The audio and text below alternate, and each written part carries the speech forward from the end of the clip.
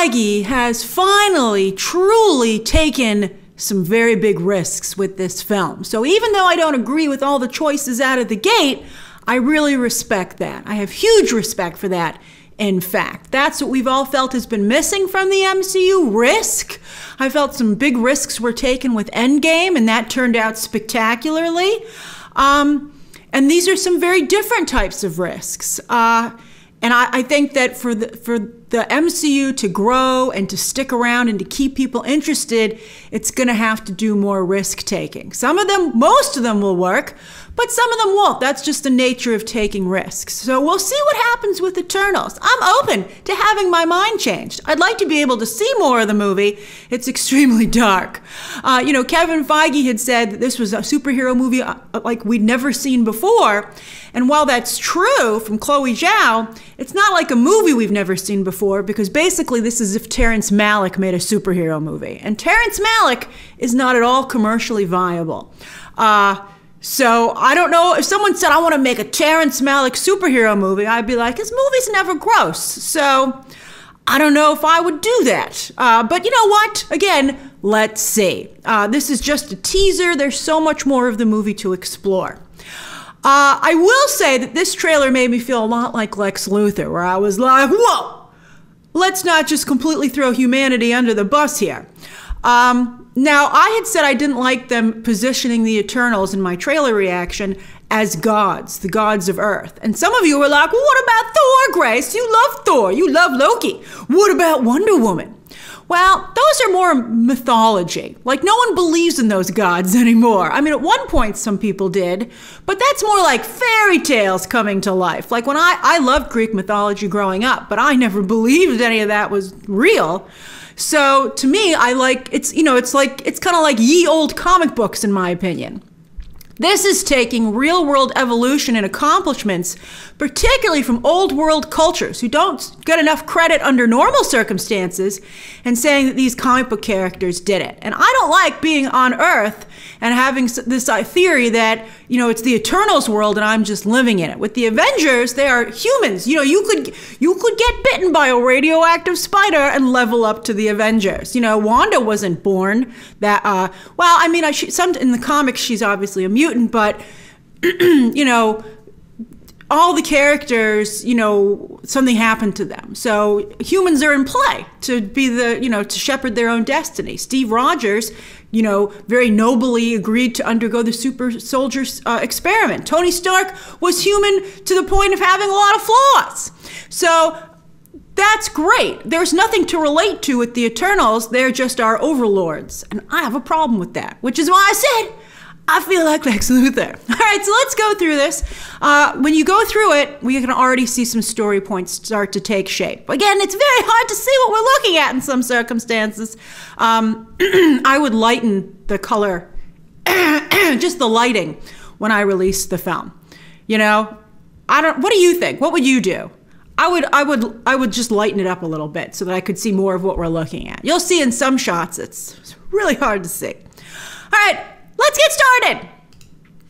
So we have these great shots of the early days of Earth with early society, early cultures. This is very much like the comics, by the way, the most recent Eternals comics, particularly the one that just recently came out with Kieran Gillen and Esad Ribic doing the artwork. Esad Ribic did the God Butcher storyline that Taika Waititi's adapting a lot of Thor storylines for the new Thor movie, but that's one of them. And Esad Ribic, this looks just like his artwork. He has a really, Chloe Zhao is like, she and Esad Ribic have very similar aesthetic tastes. So it's cool to see, in that regard, the comic book feel like it's come to life. And if you're looking for an Eternals comic to try and understand these characters a little better, I would recommend the new one that just started. I think they're like on issue 3 or 4 only. It's only medium, but it's the best one I've read. Again, it's written by Kieran Gillen, who's written a lot of Loki, great writer, and with art by Esad Ribic. All right, so these people have no idea. They just thought it was a normal Tuesday. They're like, what? And who shows up? But the Eternals. They're like, haha, we're going to camp right here. I'm like, all this land isn't used, and you're going to camp right here? And they're like, yep. So this is very funny to me because this is basically the exact same origin story as the Inhumans, where the Kree came to Earth and experimented on a bunch of cave people and turned some of them into the Inhumans. And Kevin Feige was going to do the Inhumans at one point, but then he was like, no, Jeff Loeb, he just like really hated Marvel Television before he took it over, and he just refused to do it. So he's doing his own thing, but it's the same setup basically. Although I think the Inhumans might have been maybe a better storyline, to be honest with you. And also, it's so weird that all these aliens look just like humans. I'm like, the Kree, I mean, at least the Skrulls look different. So I'm like, the Kree look like humans. These Eternals look like humans. It's a lot of, I like a little, it's just like everyone has the same costume. So they're like, we're parking right here. I'd love to hear like a backup, like, meh, meh, meh. So they're looking out the window and they're like, we love it.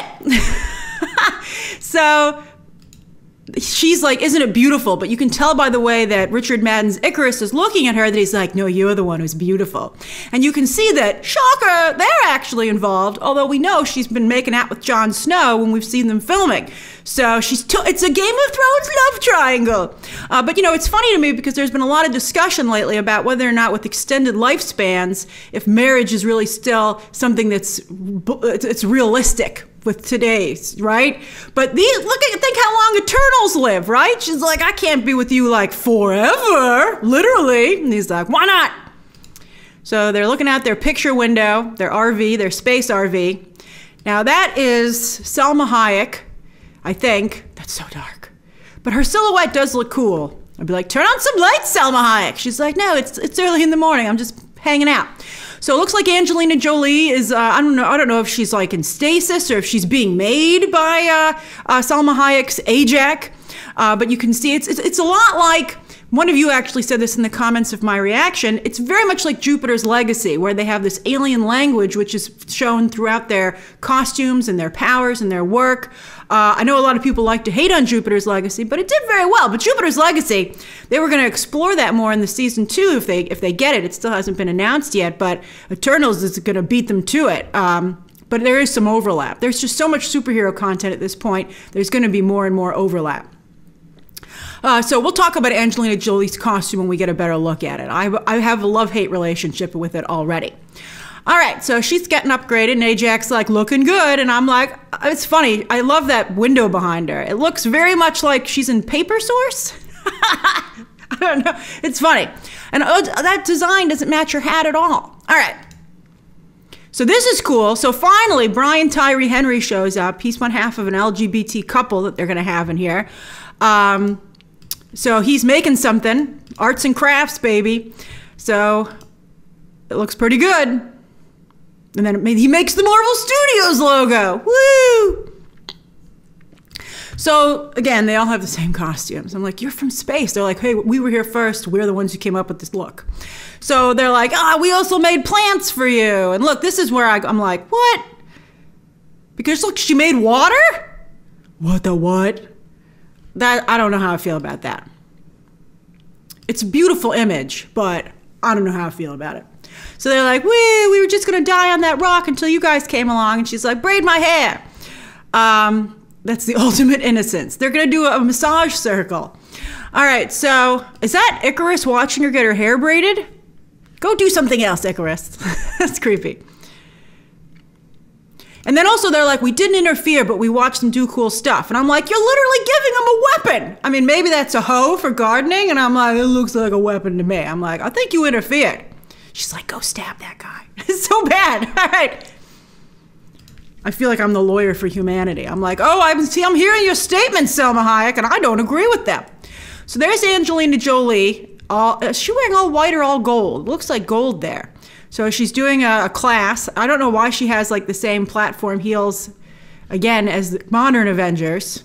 I am a fan of platform heels, though, so I'm not going to complain too much.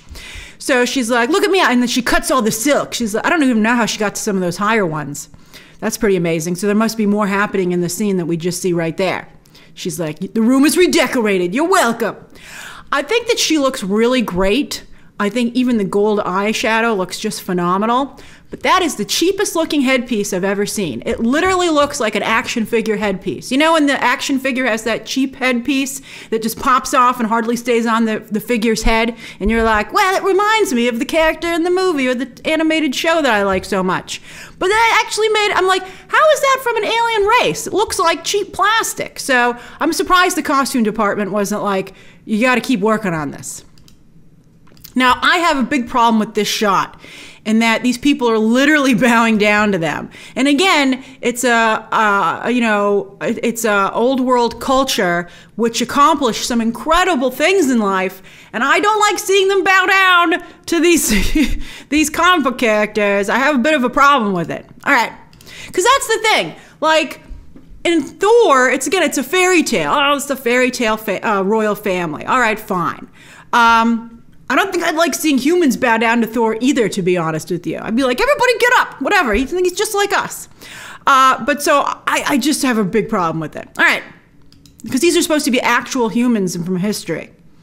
So they're in front of the Ishtar Gate, which looks fantastic. Thank you, everybody, for telling me what the Ishtar Gate was. As I said in my trailer reaction, when all of you said, that's the Ishtar Gate, I looked it up. And I was like, that's an impressive feat. And then I got sad that it had been taken to Germany to be in a museum there instead of remaining in the land where it was built so that the people there could be proud of their ancestors' accomplishments. I was like, I feel like I'm like Lex Luthor meets Indiana Jones watching this movie. Although Indiana Jones took a lot of stuff and put it in a museum, not in its native land either. But yeah, so I'm like, oh, I think you should bring it back. But that looks cool. I'm excited to walk around that city. And we're going to maybe walk around at least the outside of it.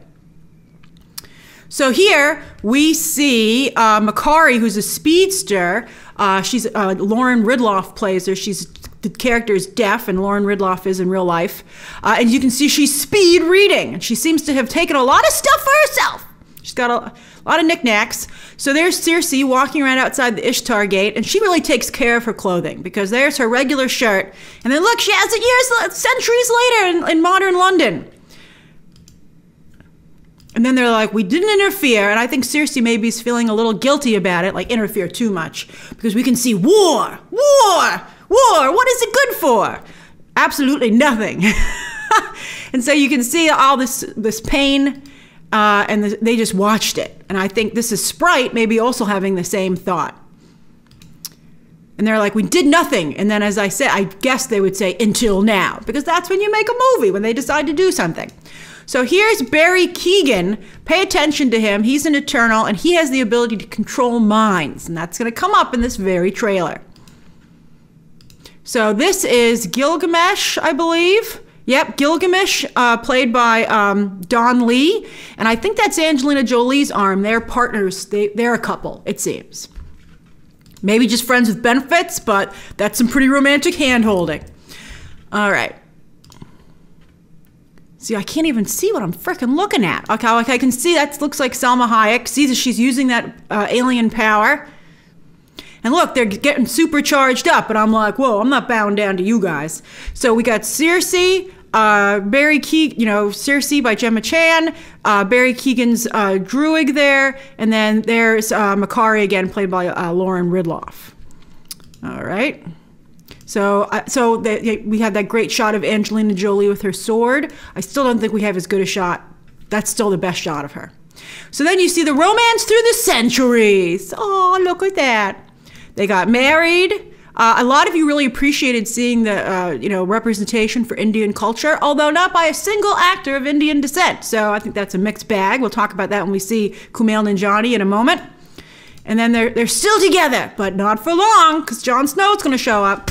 So look, more of that alien writing, like Jupiter's Legacy. So there's our Bollywood dance number with Kumail Nanjiani featured, as we heard, because he's playing a Eternal who's become a Bollywood star.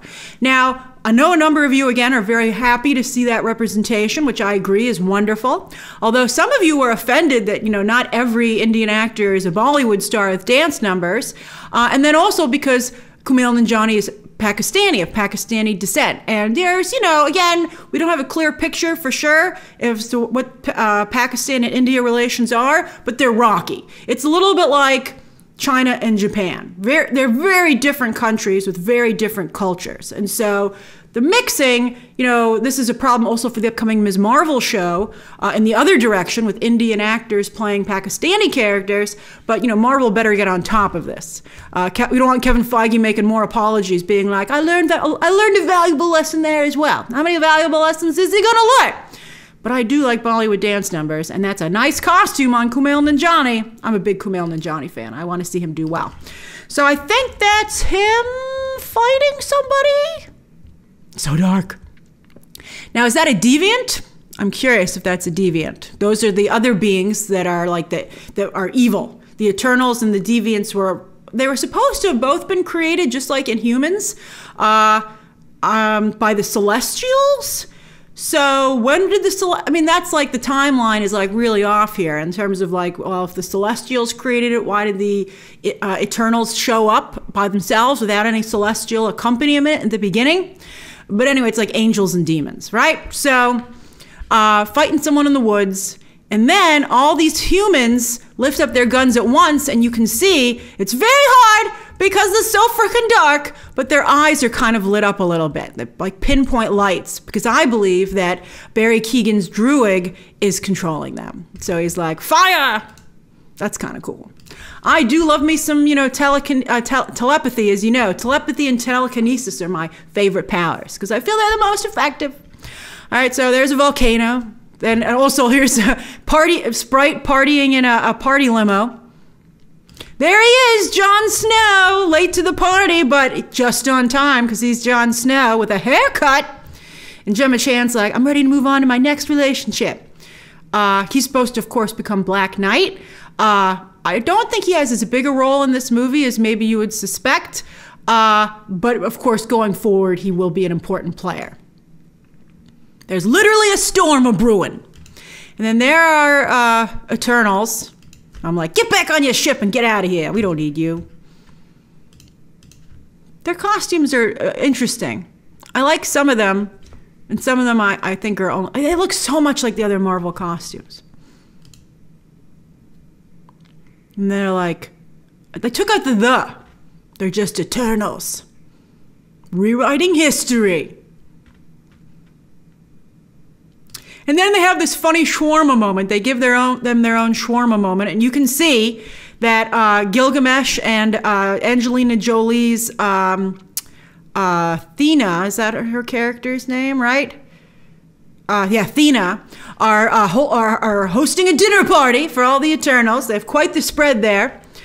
And we get a funny reference to the MCU. Where Sprite's like, with both Captain Rogers, very respectful Sprite, I love it, and Iron Man gone, who's going to lead the Avengers? And Icarus is like, I could do it, which I think, hey, we're not supposed to interfere, right, Icarus? I think that's a little bit of a red flag. And everyone laughs at him. But maybe they shouldn't be laughing. But that's interesting. And then November 2021. I think this looks interesting. Again, it's a big risk. I'm curious to see what they do with it. But I also feel it's not as strong out of the gate as for most Marvel. Like, I thought the Shang-Chi trailer was a lot stronger. I feel that any other movies opening in this corridor could compete with this. I don't know if it's going to be a huge juggernaut, although it might be a delightful surprise. I ended up thinking that Doctor Strange was a phenomenal film. So I'm excited to see a full trailer for this. So what do you think? Share your thoughts down below. Who's your favorite character so far? I'm going to go with Angelina Jolie and Kumail Nanjiani. Those are my favorites so far. I really like both of them.